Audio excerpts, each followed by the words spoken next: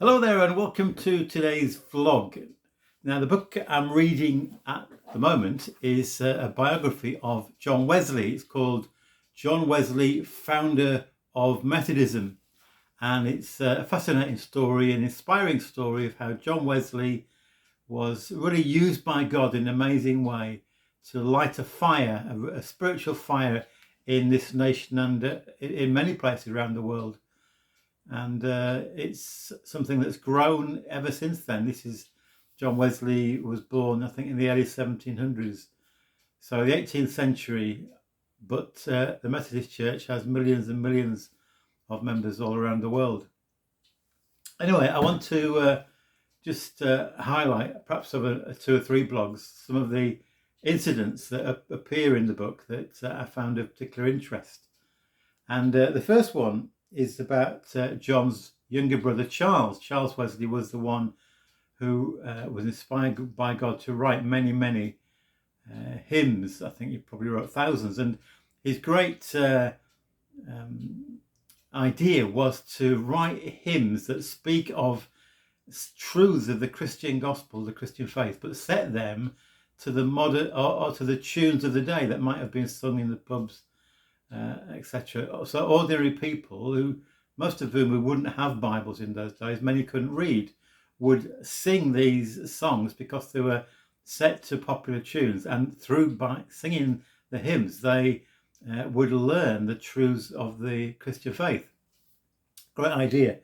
Anyway, while Charles was at Westminster School, so he's school age, Mr. Garrett Wesley, a rich Irish gentleman, wished to adopt him, that's Charles, as his heir and take him to Ireland.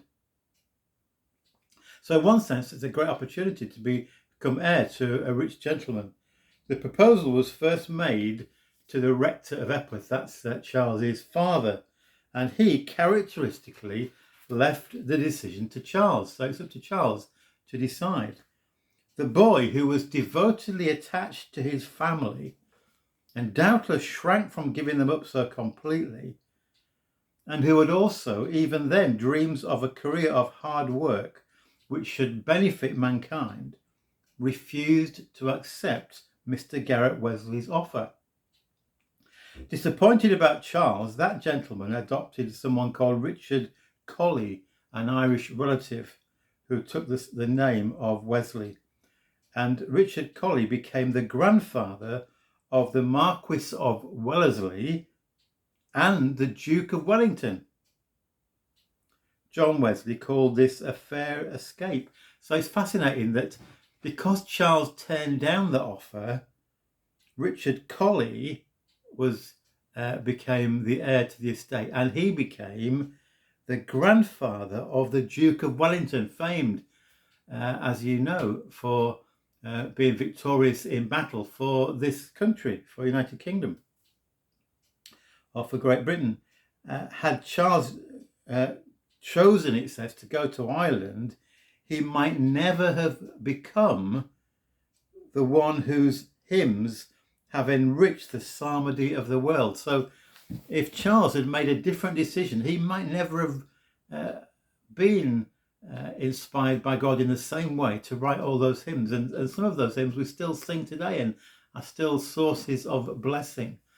And so it's fascinating how one decision can affect so much else. Every decision we take has a consequence. Sometimes it might be a minor consequences, but sometimes it might have tremendous consequences. So I don't know whether God inspired Charles to make the decision to turn down the offer to stay with his family, but certainly that decision was used for good. And there's a verse in Romans that says all things work together for good to those who love God and are called according to his purposes. And that's just so encouraging to know that God, whatever the circumstances that come across our way, God can work them for good, even things that seem to be difficult and bad. We can trust God to work things for good. We give thanks for that decision that Charles Wesley made and for the blessing that he and his brother brought to our nation and to many nations. Thank you so much for listening today. God bless you.